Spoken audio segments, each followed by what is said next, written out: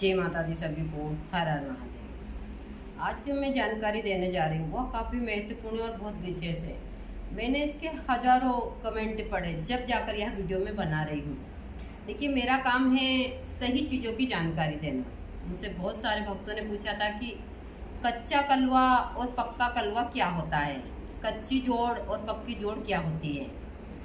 कच्चा कलवा उस चीज़ को बोला जाता है जो छोटा बच्चा पैदा होने के 1 साल के अंदर जिसकी मृत्यु होती है, और पक्का कलवा जो अकाल जैसे एक्सीडेंट हुए या फिर किसी ने फांसी लगाकर आत्महत्या की है या ऐसे जो लोग होते हैं उनको पक्का कलवा बोला जाता है।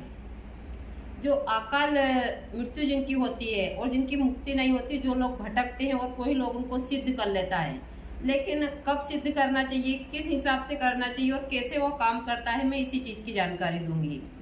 देखिए, मैं सही चीज़ों की जानकारी देती हूँ। पहले तो मैं सभी को बोलती हूँ कि इन चीज़ों से दूर ही रहिए, क्योंकि यह चीज़ें जितनी फायदेमंद तो बहुत कम है, थोड़ी सी, लेकिन इसके नुकसान बहुत सारे हैं।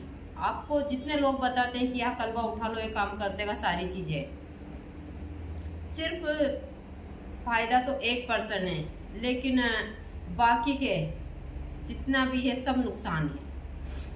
तो भाई, मेरा फर्ज है आप लोगों को समझाना, जानकारी देना, बाकी करना ना करना आप लोगों के हाथ में है।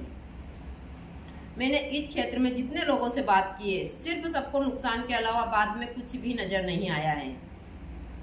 दूसरी चीज, भाई हम साधक हैं, हमको हर एक चीज की जानकारी होनी जरूरी है। हम वो साधना भी करते हैं तो हम इसलिए करते हैं कि कभी भविष्य में हम फिर से वो साधना कर थोड़े बहुत ऐसी परेशानी में हो तो उस हिसाब से, लेकिन हम उन चीज को वापस शांत भी, भाई मुझे तो भगवती के अलावा और कुछ नहीं चाहिए, ना कच्चा चाहिए ना पक्का चाहिए, मेरे पास तो सारी चीजें यही है। मैं तो अब इन्हीं की साधना में लीन रहती हूँ, इनसे बड़ा तो कोई है ही नहीं, लेकिन जानकारी देना मेरा फर्ज ही बनता है। मुझसे पूछते हैं तो कच्चे कलवे को सिद्ध करने का जो तरीका होता है वो 3 दिन के अंदर ही होता है, क्योंकि 3 दिन तक आत्मा पृथ्वी लोक पर रहती है, ऐसा बताया जाता है, चाहे बड़ा इंसान हो या छोटा इंसान हो। 3 दिन के अंदर ही आप इन चीज़ों को करते हैं तो आप थोड़ा बहुत फायदा आपको यह दे सकती है। वह क्रिया होती है, भाई यदि कच्चे कलवे को किसी ने जहाँ पर गाड़ा है या फिर वह कहीं नदी में बह रहा है उसको लाओ, वहाँ बैठ कर उसकी बहुत सारी क्रियाएं होती है, यानी कि उसको सिद्ध करना। जो आत्मा भटक रही है उस आत्मा को उसके अंदर प्रवेश करके और फिर अपना काम लेना। और यह काम मुश्किल से आज के युग में मैं 100% और 100% सत्य बता रही हूँ। 1% लोग हैं ऐसे जो काम करते हैं और वह काम नहीं करते हैं। जो बाकी लोग आजकल चल रही है, सब झूठ की दुकान चल रही है। किसी को बुरी लगती है तो उसमें मेरा कोई वो नहीं है, क्योंकि मेरा काम है सत्य बोलना। मैं तंत्र के क्षेत्र में हमेशा सत्य बोलती हूँ। और वह 1% लोग ये काम, उनको जरूरत ही नहीं। भाई हम जैसे लोगों को क्या जरूरत है, वो पहले ही तो अकाल मृत्यु में मरा है, वो भटक रहा है, और हम उसको मुक्त, वो किस चीज के लिए सिद्ध होता है, यदि आप कोशिश भी करें उसको। एक सही साधक होता तो वो उससे कहता है कि चल ठीक है, मैं तू सिद्ध हो जा, मेरा ये काम कर दे, मैं तुझे मुक्त कर दूंगी। लेकिन यदि उस जितने आपने समय लिया है, 6 महीने का लिया है, 1 साल का लिया, बहुत से बहुत 1 साल का लेते, इससे ज्यादा नहीं ले सकते, उसके बाद जो विपरीत परिणाम वह देता है वह बड़े ही भयानक होते हैं। वह आपके घर में अकाल मृत्यु पैदा करता है, उसके बाद में बहुत आपके घर को नष्ट कर देता है वह, चाहे यक्षिणियाँ हो या कोई भी हो, कोई भी चीज। हम कहते हैं कि हम किसी का झूठा खाते हैं तो मीठे के लिए खाते हैं, कि शायद इसके पास में अच्छी टेस्टी चीज होगी। कोई ऐसे ही किसी का झूठा नहीं खाता है, तो वह भी हमारे पास में किसी स्वार्थ के लिए आते हैं। देखिए, मेरा काम है सही बोलना।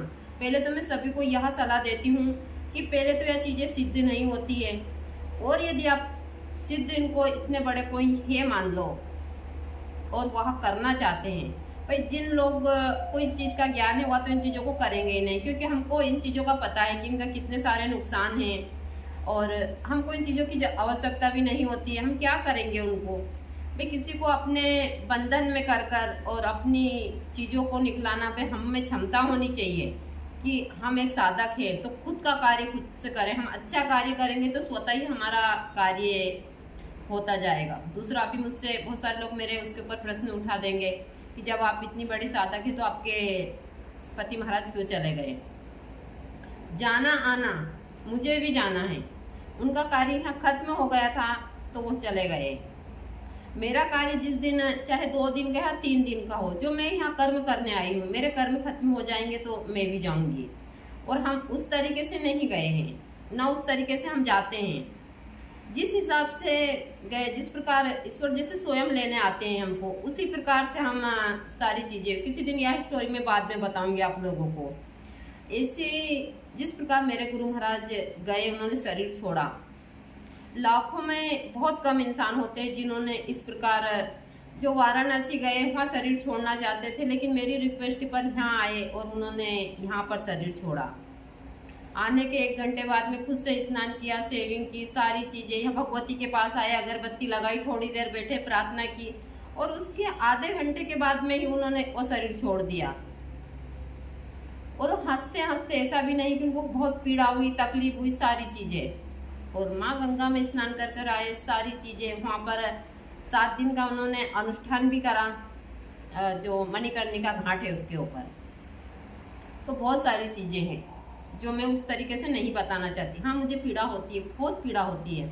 जिस प्रकार भोलेनाथ को पता था कि जब वहाँ माँ पार्वती जाएगी तो उनको खत्म होना निश्चित है, उसी प्रकार मुझे भी पता था। यहाँ गुरुजी कई दिन से बता रहे थे कि मुझे जाना है, तो वह चीजें मुझे पता थी और मैं उसके लिए कुछ तैयारी थी मेरी, कुछ उन्होंने ही मेरी तैयारी करवाई थी। तो आज मैं इस तरह से यहाँ खड़ी हूँ और आप लोगों को जानकारी दे रही हूँ सारी। तो जब भी आप कच्चा कलवा या पक्का कलवा को सिद्ध करने की कोशिश करें, तो कच्चा कलवा होता है एक छोटा बच्चा जो 1 साल के अंदर जिसकी मृत्यु, अकाल मृत्यु हुई हो, और पक्का कलवा होता है जो बड़ा इंसान होता है, जो एक्सीडेंट वगैरह में, सारी चीजों में। लेकिन जो 50 साल के बाद में इंसान उस रूप में नहीं जोड़ा जाता, क्योंकि उसकी फिर चाहे अकाल मृत्यु कुछ भी हो, वह इंसान इन चीजों में नहीं आता है, क्योंकि वह सक्षम नहीं होता इन चीजों को करने के लिए। जो 50 साल से कम उम्र के इंसान होते हैं, हम उनको ही सिद्ध कर सकते हैं इस क्षेत्र में। बाकी उनको भी 3 दिन के अंदर आपको उनका नाम, पता, सारी चीजें होनी चाहिए, जब जाके चीजें सिद्ध होती है। ऐसा नहीं है कि आप वहां जाकर बैठ गए और शमशान में किसी को भी बुला लिया। वहां तो हजारों आत्माएं जो भटक रही है, बहुत सारी को मुक्ति नहीं मिलती है। कोई भी आकर आप पर अटैक कर देगा। उस इंसान का गोत्र, नाम, पता, वो कहाँ का रहने वाला है, उसका कुछ वस्त्र भी हमको चाहिए, या फिर वो जहाँ एक्सीडेंट हुआ है वहाँ की कुछ खून वगैरह, बहुत सारी चीजें चाहिए। देखिए, बहुत सारी चीजें जो तंत्र में आपको लोग बाग नहीं बताते और आप लोग बाग भटकते हैं। मेरा काम है सही चीजों की जानकारी देना। इसके विशेष मंत्र होते हैं और ऐसा नहीं है कि यह 11 दिन में भी सिद्ध हो जाता, जरूरी नहीं है, लेकिन उसकी क्रिया 3 दिन के अंदर ही करनी होती है आपको, और सही तरीके से करते हैं तो यह कार्य होता है। लेकिन मैं बोलूंगी कि यदि आप गृहस्थ आश्रम में हो तो इस लफड़े में बिल्कुल मत पड़िएगा। आगे भी मैं इसकी जानकारी आप लोगों को देती रहूंगी, क्योंकि मेरा काम है सही चीजों की जानकारी देना। मैं गलत चीजों की जानकारी कभी नहीं देती हूँ। मैं भगवती की साधक हूँ और मैं सत्य बोलकर 1-2 लोगों को ही अपने उसमें रखना पसंद करती हूँ, ना कि झूठ बोलकर हजारों की भीड़ को उस हिसाब से रखना चाहती हूँ। मैं सत्य बोलूंगी तो यह कई साल तक रहेगा, और मैं झूठ बोलूंगी तो थोड़े दिन की भीड़ रहेगी। तो मेरा सत्य, मेरे जाने के बाद भी यह चीजें, और इस चीज के ऊपर कोई प्रश्न नहीं उठा सकता। यदि कोई ऐसा बोलता है तो वह मुझे स्पष्ट इसमें बोल सकता है और मुझे प्रमाण भी दे सकता है कि नहीं, उस हिसाब से, क्योंकि मैंने ये सारी चीजें उस हिसाब से की, अपने गुरु के सानिध्य में की है। तो बहुत सारी चीजें आगे भी इन चीजों पर मैं आप लोगों को बताती रहूंगी। जय माता दी सभी को, हर हर महादेव। माँ भगवती आपको सद्बुद्धि दे और आप भोलेनाथ, भगवती की, कृष्ण की, श्री राम की, बहुत सारे देवी देवता हैं, उनकी पूजा पाठ साधना कर कर अपने जीवन को इन कलवा की बजाय और सुखी बना सकते हैं। भाई हम मेन जो बॉस है उनको ही ना पकड़े, ये सब झाड़ू पोछे वाले लोगों को क्यों पकड़े हम। तो हमने मेन बॉस के पास में अपनी अर्जी लगाई है और उसी की शरण में हम रहते हैं। जय माता दी सभी को।